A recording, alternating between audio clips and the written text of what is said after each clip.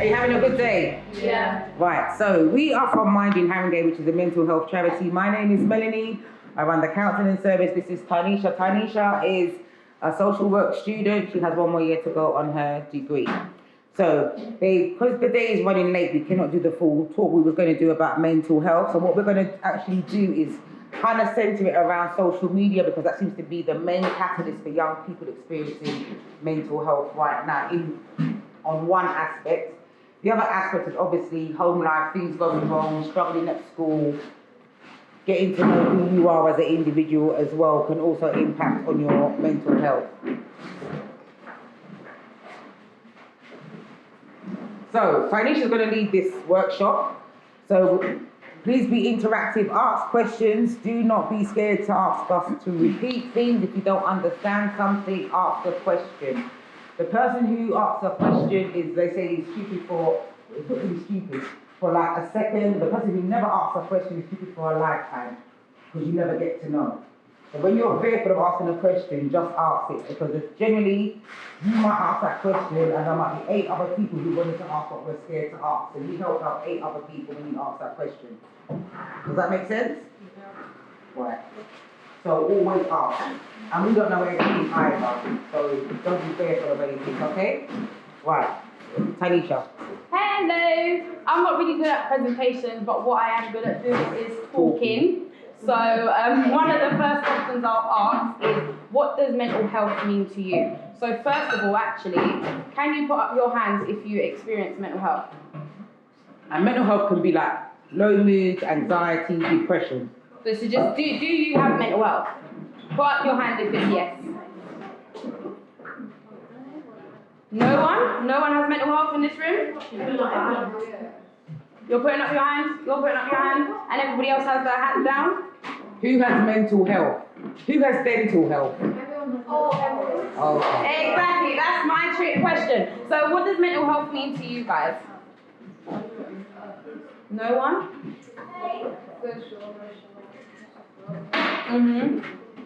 Anybody else? Good answer. Anybody else? Your emotions. Okay. One more thing? Someone around here, maybe? No? Around here, then? So it's kind of because economic, like money-wise. That's true. Okay, that has a factor. So, mental health, or sometimes used as mental well-being, describes your mental state. So, how you're feeling and how you can cope with day-to-day life.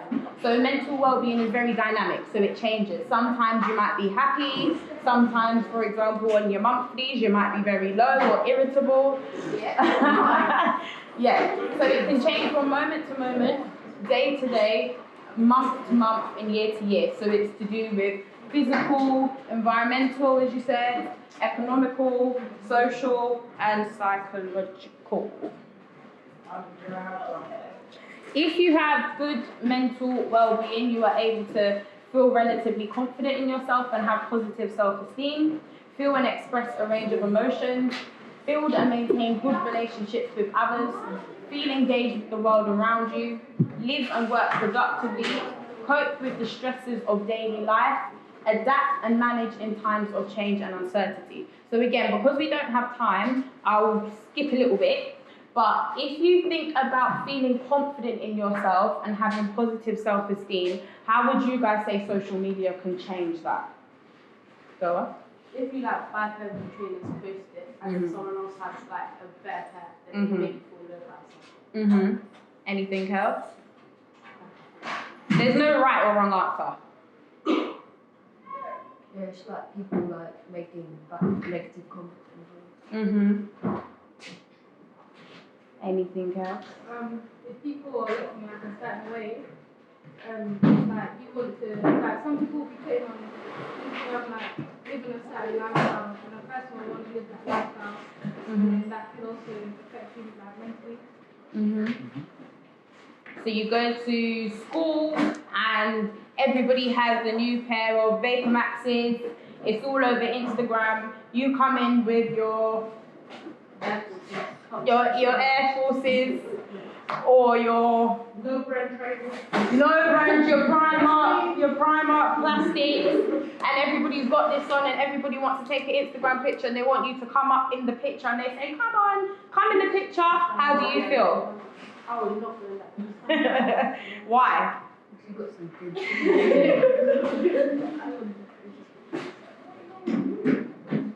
Anything else? Just a bit embarrassing. Mm-hmm. So you'd have that confidence to go in the picture with everybody who's got their Vapor Max in them. Well, that's good. So mental illness is a biological disorder of the brain that disrupts a person's thinking, feeling, mood, and ability to relate to others. Mental ill health problems can affect the way you think, feel, and behave.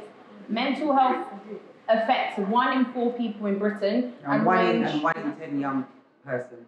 1 in young 10 people. and range from common health problems such as depression and anxiety to more rare problems such as schizophrenia and bipolar disorder. So what does mental ill health look like to you guys? So if somebody's mentally ill, what would that look like to you? They're like sulking and like sad, look sad. Mm-hmm. Anything else? Mood swings. Mm-hmm. The outlook on like certain situations, like a person who's mentally stable Mm-hmm. will be in a situation and deal with it in the proper manner. Mm. Whereas someone with mental illness wouldn't deal with it the same way. They'll be more rational. Mm-hmm. And I think that's a good point as well, because everybody, as we said at the beginning, suffers with, well, not suffers, but has mental health. So you have highs and you have lows, but where it goes into a mental illness is when the coping mechanisms, or it's harder to manage those low and those highs, and it's harder to manage situations when those lows and highs happen.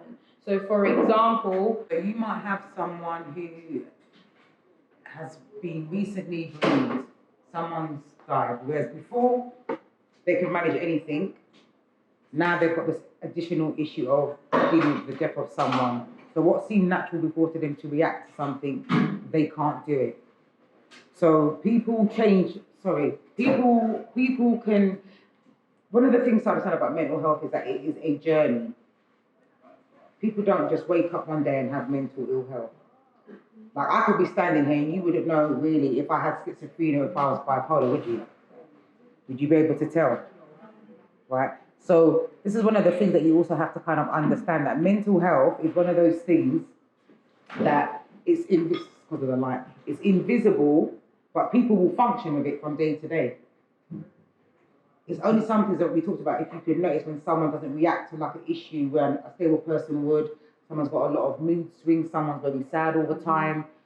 There's not a way where you can say, if you see somebody out on the road and they're kind of homeless and acting a particular way, for a lot of people they think that's what mental health looks like. But what I can say to you is that you're probably walking past people, you're probably at school with people, you probably have people in your family who are suffering with mental health, but because they haven't said it, you don't actually know it. Or you might have like a parent or a family member who has mental health. I mean, that's a struggle as well for you as a young person to deal with. so mental ill health factors, so risks and positive factors. Can some of you guys see the screen? It's so small. It's very small, but can you get a little idea of what it's Because you read what protective factor the other one. So as a child, a protective factor would be easy temperament, good social and emotional skills, well-developed cognitive skills, which is to do with your mind, good physical health, and good language skills. So a risk factor would be a child with a difficult temperament. So some children are just naturally like that, which doesn't mean that they cannot change. Same way you could have a child that is very good and they can change as well. So there's no straight continuum here. Do you understand? So I don't want you to think, I know a person that's like that, they're going to be that way. It doesn't work that way. So difficult temperament, low self-esteem. Maybe the home life is not supportive, so that naturally they're going to have a low self-esteem. Impaired cognitive development. They may have learning difficulties. They may have to have specialist help at school. That's going to have an impact. Poor physical health. they might be born with a certain condition which will impact on their ability to go to school regularly, and they might have lots of hospital appointments. That will have an impact. And poor language skills. So they might have delayed speech, or English might not be their first language, and because everyone around them at home is speaking their first language, they're a bit behind everybody else at school in terms of speaking English, if they happen to be living in England. Family. Stable home environment, warm and supportive parenting, and secure attachments with significant carers. So when we're speaking about secure attachments, that's to do with having a positive, close relationship with significant carers. So that isn't necessarily mum and dad. It could be granddad, it could be auntie, it could be foster mum, it could be your friend's mum. It's someone that's significant in caring for you. So a risk factor, the opposite of that would be family disharmony or a breakup, any form of child abuse or neglect. We always think about child abuse like, oh, sexual abuse, but neglect is as big, because with neglect, it's like the child is not cared for. They may not have a comfortable home life in terms of, like, you know, even if they're sharing a bedroom, money might be tight, things like that. So or they're just not cared for. Not everyone who has children is maternal. So they might just not be cared for. So that's going to have an impact. Harsh or inconsistent parenting. So you have some parents who are on the extreme scale, can be, you know, everything is harsh, everything's no, and then all the children might get beat. On the other side, it might be the parent that is too lax and there's no boundaries for the child. They can do whatever they want. All you want is a happy medium. Or a carer with mental illness or substance abuse. Substance abuse, that could be drugs, that could be alcohol. Services. High quality education and care services. Service climate enhances belonging and connectedness. Yeah. Warm and supportive relationships with carers. The opposite of that would be poor relationships at the service. That's like any service you interact with, also like meaning like school. School, doctors, hospitals, any kind of services that they have to interact with. If that's not great, that will have an impact.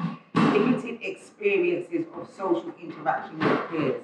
So one of the ways that you learn when you start going to school is how? How do you learn? But who do you interact with? So you go from home, where you might be the only little child there, you might have a little younger or older brother or sister, but when you go to nursery and school, what can happen? So say it louder? So you meet more children your own age. So that interaction also has an impact on how you develop and how you learn your social skills. Yeah?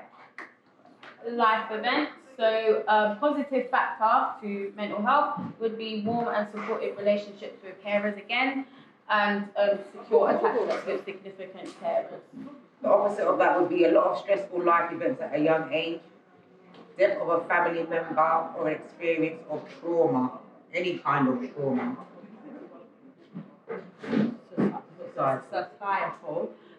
Inclusion, access to support services, and economic security. The other side of that would be discrimination, isolation, socio-economic isolation, which means if your economics are low, you have less access to different activities. It might be that your parents, carer, foster, whoever, who has to work and doesn't have so much time to spend with you one-on-one, that quality time, because they're having to maintain other things. Or you might be in a family where you've got two parents, they then break up. Whoever parent you go to live with, then the finances is different, so things have to change. That can have an additional impact. And lack of access to support services is another thing. If you have, wherever you live, if there's not a lot of services that you can access to help with various things, that can be detrimental as well.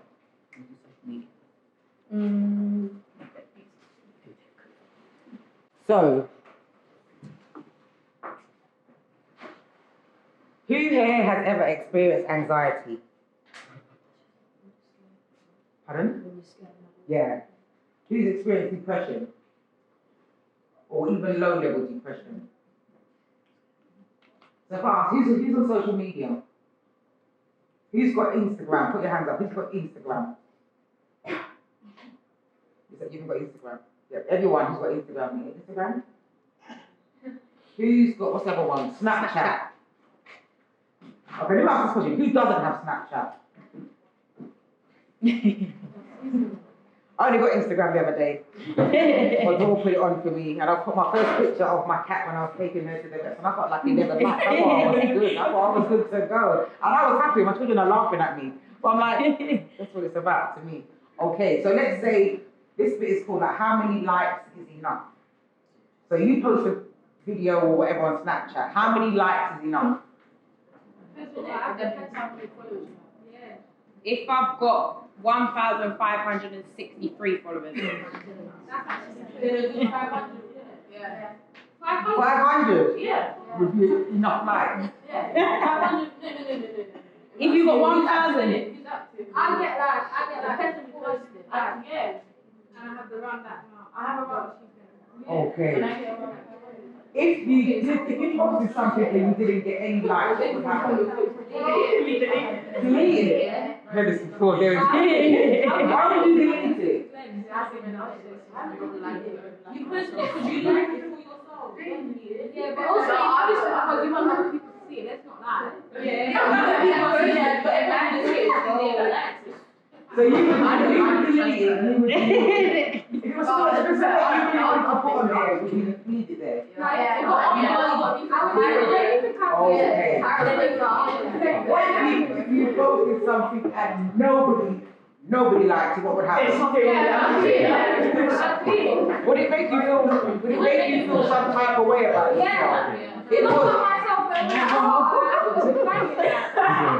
So, do you feel that is social media that important to you, that it validates who you are as an individual? No, but it's important because even though it's social media, it can open up so many different doors for you. Like you can get, say everyone here, I'm assuming wants to do football. You're posting on football things, it can get you noticed by loads of different people. It can open opportunities for you. So yeah, I think social media is an important thing, especially today in today's society. It's a very important thing. Okay, and in terms of networking, opportunities and so on. Okay, so let's take, for example, we've got a girl called Jane. Jane hasn't really got that many, she's got a few followers, she's at school. Jane is 16, but she's a bit shy, a bit withdrawn. Home life is not great, social media is her escape. So Jane posts a few pictures in succession, but nobody really likes them. What happens to Jane? How does Jane feel? Depressed. So then let's say that people start to pick up on that Jane doesn't get a lot of response on her pictures and so on, and they start to bully Jane. What happens to Jane then? What happens? Explain a bit more. What would happen to her? How would she feel about herself? Okay. So on one hand, you can have a really active social media that works for you. And on another hand, for another person, it's not going to be that way. Because everyone's going to respond differently. This is what I'm saying, do you use it to validate yourself as an individual? Because it should never be that. But that's where you get into problems. People don't initially know that. Sometimes it's like a scapegoat. So it'll be like, say you're going through something, your family might be the people that you're relying on, whereas for other people, they don't have that with social media that they're going to. So that's why they'll probably be more depressed than that. Very good answer. So do you think that social media, it has its plus side, but what are the downsides? And do you think that, or do you know anyone where it's impacted on their mental health or them as an individual? My friend's started wearing makeup because she didn't get no views. So she makes she look like she just started wearing makeup. So it actually influenced the way that she, what influenced her to begin wearing makeup? So she looked even worse. Take it off now, she's gone back to her old. Okay, so do you feel that you would be able to identify mental illness in yourself? So when I say mental illness, don't take it as like a negative, take it as like, if I say mental well-being. So you will go and get your eye checked at the opticians, yeah? You go dentist, yeah? You go doctors now and again. As you get older, you also go sexual health clinics as well, because it's a normal thing to check. It's a body part and you are using it. Yeah? Not now, I'm saying, for the last bit, when you're older. Yeah? But it's a part of you, yeah? So the same thing, you use your mind every day. You take in things every day. Everything that you process is in your mind. So you have to take care of your mind. Yes or no? So you all have to be, what I said to the first group, you've got to learn to be your sister's keeper and look out for each other, and you also need to look after yourself first and foremost. Yeah? So I'm going to ask you to repeat after me this mantra, right? Self-preservation. Self-preservation. Do you all know what preservation means? Yeah. Explain.